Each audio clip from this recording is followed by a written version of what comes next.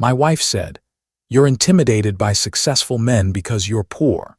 I replied, "I am done," packed a duffel and left that night, took photos of the Finch Room dinner report and key fob log, sent the late meeting notes email to HR and ethics, and got a notice of claim with her name. I was in line at Andrew's kitchen store in Walla Walla when I saw it. A shared calendar entry popped up on the little screen above the checkout. It said late strategy meeting with Dashiell 1030 p.m. and it had a wine glass icon. My throat went dry. I did not say anything right away. At work, I repair elevators and do a load test before I sign off on safety. If the numbers look fine, I still listen for the tiny sounds that should not be there. That calendar entry sounded wrong. I am 42, and my hands are usually steady. I like bolts lined up, tools clean, and plans that stay put. My wife Maris used to tease me about that. She said I was built for calm. We lived in a small ranch house in College Place, close enough to hear the train at night. Our hallway smelled like orange peel cleaner because Maris mopped every Saturday. A row of her open house folders sat on the entry bench, clipped and sorted. Every morning she brewed dark coffee and tapped her pen against the mug, like a metronome. Maris was 40 and worked as a licensed real estate agent at a boutique firm downtown. Her boss Dashiell Crow ran the office like a stage, always smiling for the right people. Maris said he was strict but brilliant. She said late meetings were how you got ahead. A mini hook hit me as I paid for the light bulbs Maris asked for. No one schedules a wine glass icon for a work meeting that late. I walked to my truck and stared at the entry again. Then I told myself not to jump, just to watch. Our life had a deadline hanging over it. We were supposed to sign papers in 10 days to buy a bigger place near the edge of town. The rate lock ended soon, and the lender wanted clean bank records and steady income. Maris kept saying, "We cannot mess this up." That night, Maris came home with her hair pinned tight and her cheeks flushed from cold air. She set a takeout bag on the counter and kissed my cheek like a quick stamp. I asked, "What is the late strategy meeting with Dashiell?" She said, "It's for the new listings. It's normal." That was confrontation one, and it felt like stepping onto a moving escalator. I asked, "Why the wine icon?" She smiled without warmth and said, "It's just a theme. Stop reading into it." Then she turned on the faucet like she could wash the question away. I tried to let it go for 2 days, but the late meetings kept showing up and my mind kept circling them. At my job site, an old elevator motor whined like a tired animal, and I thought of Maris. If the sound is off, a load test is not enough. On Thursday, Maris asked me to help organize documents for our home loan file. She dumped a stack of papers on the dining table and said, "Just clip the receipts by date." Under the stack was a folded expense report from her office printer. I did not go looking for it, but there it was. The report listed a reimbursed dinner at a place called the Finch Room at 11:12 p.m. 2 entrees, a dessert, and a tip that made my eyes widen. The date matched one of her late strategy meetings. My chest tightened, but I kept my face still. Here is advice number 1, simple and practical. When you find a document that matters, take one clear photo and put the paper back. Do not start a fight with nothing in your hand. Facts keep you steady when emotions try to drag you. I did not confront her again that night. I watched her move around the kitchen, humming like a person with no weight on her shoulders. A mini hook line rose in me, sharp and clean. If someone is innocent, they do not need so many covers. 2 days later, Maris left her office tote in my truck by accident. It smelled like peppermint gum and fresh brochures. When I carried it inside, a thin envelope slid out onto the floor. It was an access log from the building's key fob system. The log showed entries and exits for the office side door. Maris's name was printed beside time stamps that ran past midnight. Dashiell's fob entries were right after hers, again and again. The page felt cold in my hands, like it came straight from winter. That was the location proof, and it did not care how charming Dashiell was. The next morning, I ran a load test on a service elevator at a grain warehouse. The cables groaned, the cab dipped once, and my stomach matched it. Something in my life was overloaded. That weekend, I pushed for clarity, not drama. I said, "Your access log shows you and Dashiell leaving together late." Maris's face went quiet first, like she was swallowing something sharp. Then her eyes flashed and the rage came fast.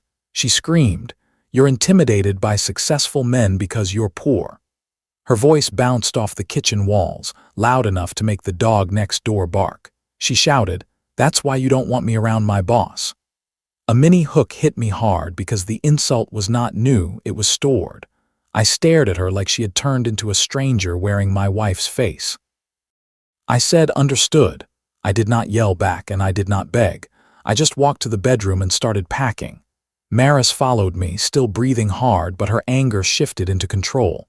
She said, "If you leave, you ruin everything." She pointed at the mortgage folder and said, "Think about our future."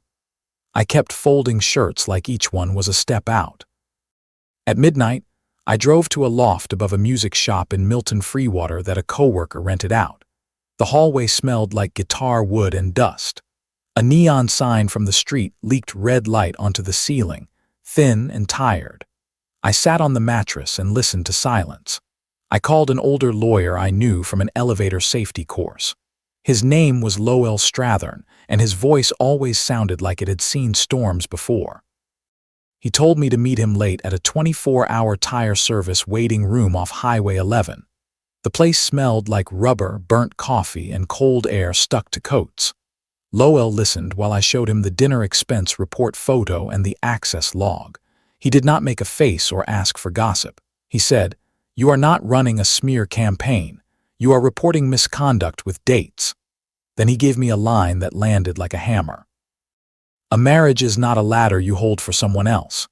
Here is advice number 2. If you plan to report something, write your email like a receipt, not a rant. Short subject line, attached proof, and no threats. Let the policy do the talking."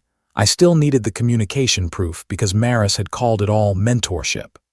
2 nights later, she texted me, "Can we talk like adults?" She came to the loft and tried to act calm, like she had practiced in the mirror.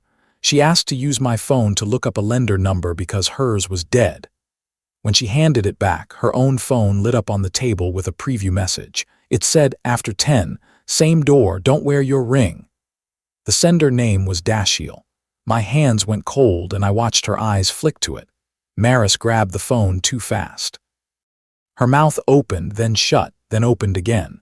She said, "That's not what you think." A mini hook line slid through me, quiet but brutal. The truth always shows up in the small, careless moments. I did not chase her down the stairs. She left in a hurry and I sat there staring at the spot where the phone had been. The next morning, I found the final piece without searching in dark places.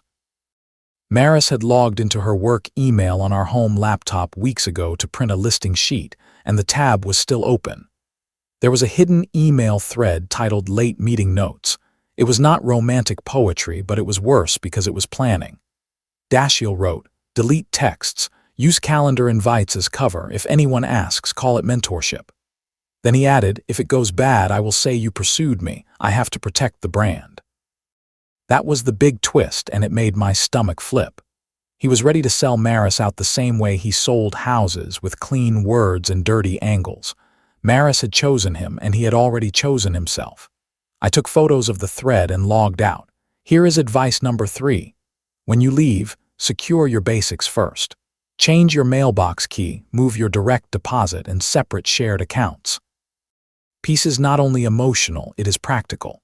That night, Maris came to the loft again, softer, like she had run out of anger and needed another tool. I laid the printed access log, the dinner expense report photo, and the email thread images on the table. She stared at them, blinking fast, and I could see her mind racing.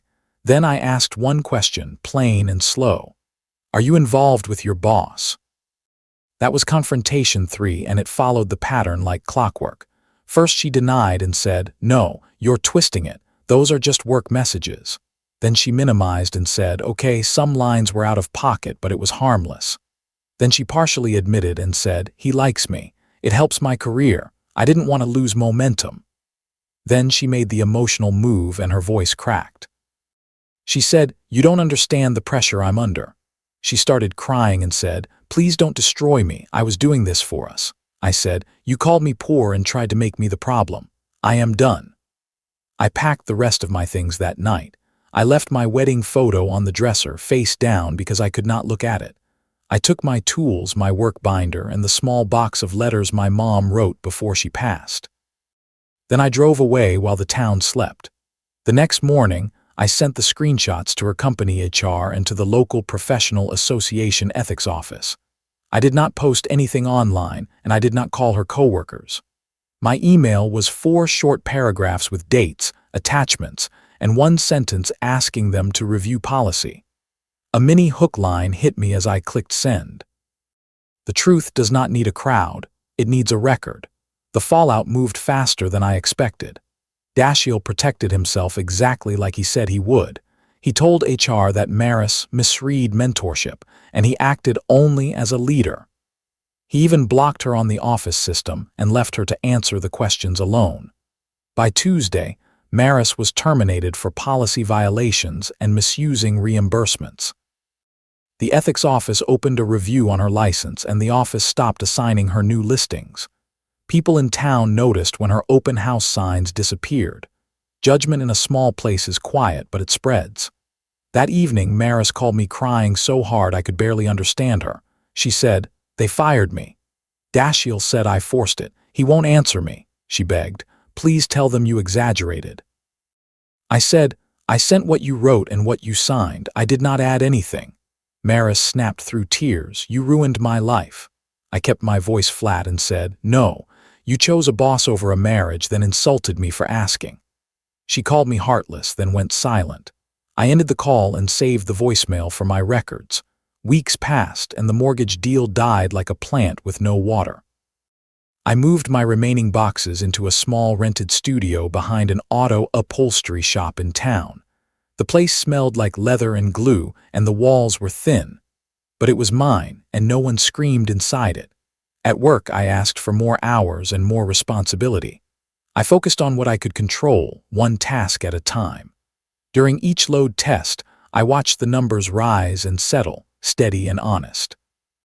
I started to believe my life could settle too. 3 months later, Maris emailed me from a new address. She wrote that the ethics review was unfair and she needed a character statement. I did not respond, and I did not argue. Some bridges are not repaired. They are left behind for safety.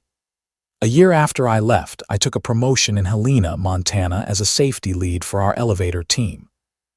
My days became calmer and my pay became steadier. I did a load test on every major job and trained 2 new techs to do it right. The work felt like rebuilding my own spine.